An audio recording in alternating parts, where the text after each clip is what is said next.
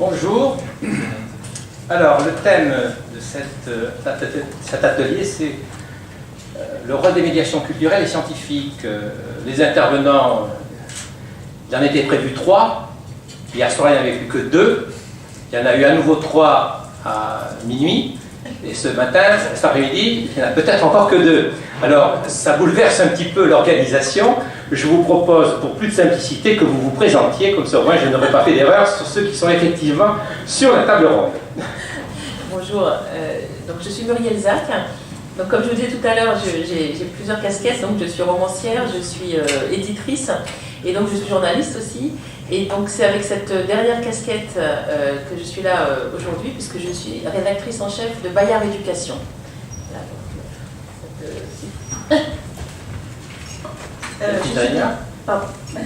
Delphine Régnard, professeure de lettres classiques dans un lycée à Mantes-la-Jolie, également formatrice à la mission TIS du CRDP de l'Académie de Versailles, et blogueuse aussi, j'aime bien dire ça maintenant, et j'utilise le numérique avec les élèves, notamment l'ETRI évidemment, et Twitter en particulier. Alors le cœur de l'atelier nous a été fixé, ça a été décidé en haut lieu. Je crois même que c'est la présidente qui l'a in fine signé le décret. La médiation couvre de nombreux aspects, tant dans l'éducation que dans les milieux culturels et l'entreprise. Et l'entreprise, un des intervenants était une personne qui allait nous parler de l'entreprise. Les enseignants et les médiateurs se doivent de comparer et de rendre complémentaires leurs approches. Quels moyens utiliser? Quelles procédures utiliser? On a fixé, c'est la présidente, hein, bien sûr, les règles absolues à ne pas dépasser dans cet atelier. Vous avez 5 minutes, je mettrai le chrono, pour intervenir sous la forme de 3 propositions, et puis on donnera la parole à la salle.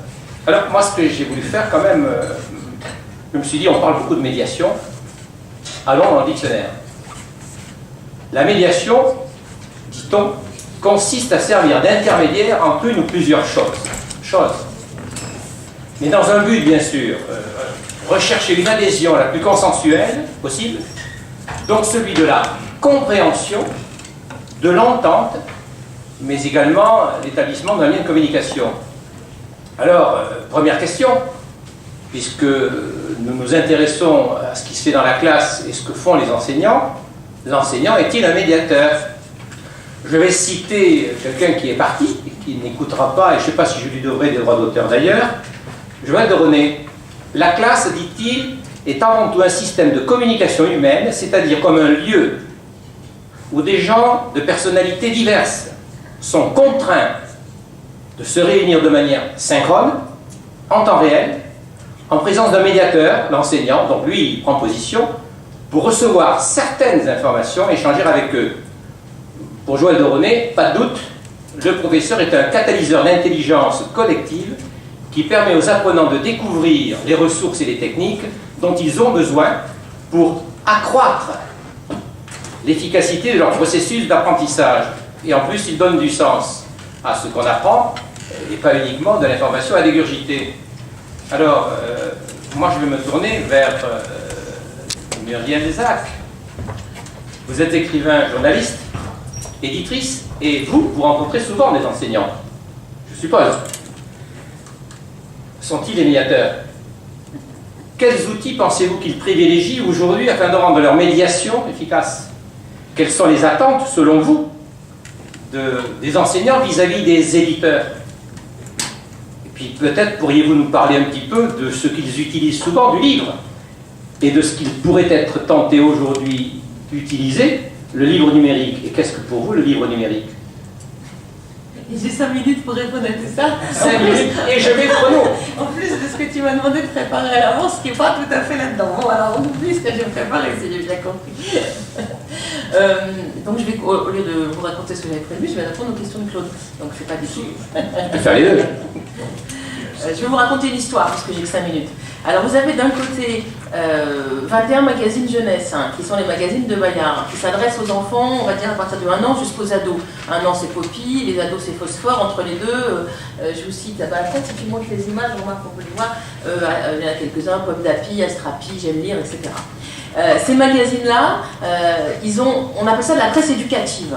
c'est un mot qui compte aujourd'hui dans ce qu'on est en train de faire. Et ils ont un projet pour les enfants. Alors là, on n'a pas le temps, mais en gros, c'est de les aider à bien grandir, à devenir des citoyens qui agissent dans ce monde-là. Et puis, des citoyens qui pensent, qui agissent. C'est-à-dire, en gros, notre mission, parmi celles qu'on s'est assignées en premier, c'était non pas de faire connaître les choses, mais de les faire comprendre le monde. Les magazines jeunesse, ça met en relation les enfants avec le monde, les enfants entre eux. Bon. Et une question se pose à un moment donné, mais pourquoi est-ce que tous ces contenus, que tout un savoir-faire, toute une compétence d'une équipe pluridimensionnelle est capable de mettre au service de son lecteur, pourquoi ces contenus ils servent pas à l'école? Pourquoi, quelque part, on va trouver ces magazines en fond de classe dans les BCD ou bien dans les documentations, mais pourquoi c'est pas utilisé comme des ressources à part entière? Ça, c'était la première question. C'est pour ça que je parlais de contenus pour lesquels on cherchait une deuxième vie. Et puis, à ce moment-là, moi je rencontre, c'est là où je réponds plus directement à la question de Claude, des enseignants, et notamment ce qui m'intéressait, c'était de comprendre leur travail sur le numérique.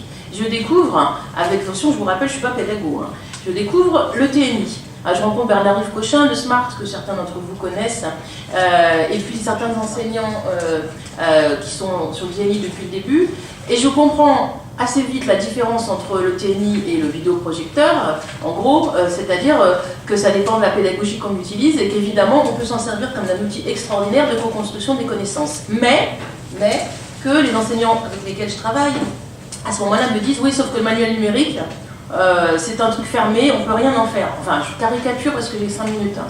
Et ils disent mais alors vous avez besoin de quoi? Et là, ils disent, on a besoin de ressources, mais de ressources qui sont quand même déjà mises en forme et mises en pensée pédagogique, mais dans lesquelles nous, on peut mettre aussi nos contenus et faire nos cours. Alors, c'est ce terme de granularité fine, que j'ai appris à ce moment-là, super. Et du coup, c'est là où on s'est dit, mais on se rencontre forcément. C'est-à-dire que nos ressources à nous, on va, en passant par une pédagogisation, et puis en même temps, on va les partager en travaillant avec des enseignants spécialistes de tout ça, et on va les proposer en ressources libres et ouvertes, mais pas libres au sens...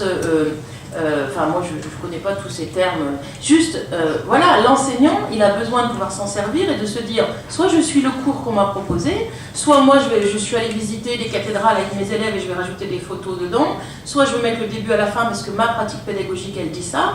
Et donc voilà, c'est ce qu'on a décidé de faire. C'est pour ça que moi, j'ai eu le sentiment qu'on était à un endroit un peu croisé des chemins. Que la complémentarité, moi je parle de complémentarité, je suis absolument convaincue que les enseignants ont besoin des éditeurs pour ça, mais que les éditeurs ont besoin aussi de travailler avec les enseignants, c'est-à-dire que l'un sans l'autre, on n'arrive à rien, mais qu'en mettant ça ensemble, on peut proposer, alors on a fait une expérimentation, donc ce premier objet qu'on vous a proposé, donc, qui s'appelle un pack culture humaniste. Alors, je vous parle que de l'école primaire, parce que moi j'ai travaillé que sur l'école primaire pour l'instant. Et puis là, on est en train de travailler pour la maternelle, un parcours de littérature en maternelle, et puis aussi en cycle 3, histoire et histoire des arts. Et voilà, donc l'idée, c'est absolument l'inverse d'une banque de données d'images, attention, dans laquelle on dirait à l'enseignant, viens piocher, fais ce que tu veux.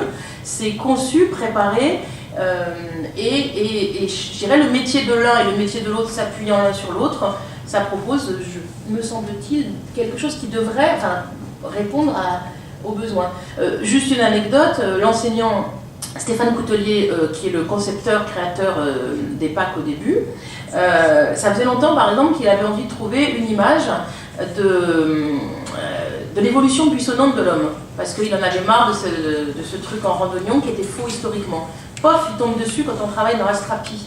Voilà, donc il me dit c'est extraordinaire. Je dis non, c'est pas extraordinaire. Nos journalistes, qu'est-ce qu'ils font quand ils travaillent la préhistoire pour nos lecteurs? Ils vont voir les derniers chercheurs, ils vont à la pointe, ensuite ils vont voir des illustrateurs qui vont faire une illustration super sympa pour les enfants, d'accord, mais extrêmement fidèle et précise. Mélangeons les deux. Voilà, je ne sais pas si mon exemple est clair et si j'ai respecté mon temps. Mais... Non, mais le temps est respecté. De toute façon, il fallait que je le fixe au départ pour pouvoir le déborder. En clair, Jean-Marc Berriot tout à l'heure parlait de ressources granulaires, de ressources granularisées, et il disait quelle doit être la dimension la plus fine. En fait, vous êtes plutôt dans la ressource éditorialisée d'une certaine façon, c'est-à-dire construite avec des enseignants certes, mais proposée aux enseignants pour étayer, pour faire fonctionner dans leur cours. Est-ce que c'est cela? Oui, absolument. Alors, est-ce qu'on peut, parce que les éditeurs aujourd'hui se posent de grandes questions, le numérique à l'école, c'est plus du tout les manuels scolaires par tonne, puisque c'était par tonnes que ça se mesurait, qui vont être déversés dans des établissements scolaires. Ne peut-il y avoir, ou avez-vous envisagé, des éditeurs, et vous en particulier, qu'il puisse y avoir une sorte de partage des tâches, de partage des espaces, je dirais, commerciaux de production, en laissant le soin à l'institution, à l'État, par le biais du travail, par exemple, du CNDP, de travailler sur le granulaire, le micro-granulaire, je dirais, pour que les enseignants construisent, vous réservant un peu plus le champ de l'éditorialiser. Moi, je suis complètement partante pour la coédition et toutes ces choses-là que le CNDP. Moi, à mon avis, c'est même, on n'a pas tellement de... Enfin, ça serait la logique même. Par contre, attention, moi, je ne m'exprime pas en tant qu'éditeur scolaire. J'entends, mais Bayard. Parce que les éditeurs scolaires, je pense qu'ils ont d'autres logiques, ils ont des manuels à vendre, et c'est bien normal, c'est leur métier. Donc moi, ce que je propose, une fois que la ressource elle est achetée, l'enseignant, il en fait quand même ce qu'il veut. Hein. C'est pas un environnement fermé. On me l'a assez questionné, c'est un vrai pari. De dire ça. C'est juste, je pense, partir de l'usage des enseignants réellement et pas l'inverse. Mais en même temps, ce que j'ai constaté dans toutes ces 2 années de travail, parce qu'on était en recherche et développement, donc on a cherché, on a tâtonné, c'est que la plus-value qu'on apporte nous, aussi bien dans la mise en page, dans la mise en forme, que dans le fait de faire gagner du temps à l'enseignant, parce qu'il y a aussi un autre enseignant qui a quand même fait préparer le travail, ça va un petit peu plus loin que la granularité fine, tu vois, c'est-à-dire qu'on est, je crois qu'on est dans ce plus, et j'ajouterais du coup que moi il me semble, en travaillant autour de ça, que c'est assez illusoire de penser que tous les enseignants peuvent se transformer en éditeurs, par contre, parce que moi je pense pas ça, je pense que c'est éditeurs et enseignants ensemble qui peuvent construire les ressources les plus opérationnelles et les plus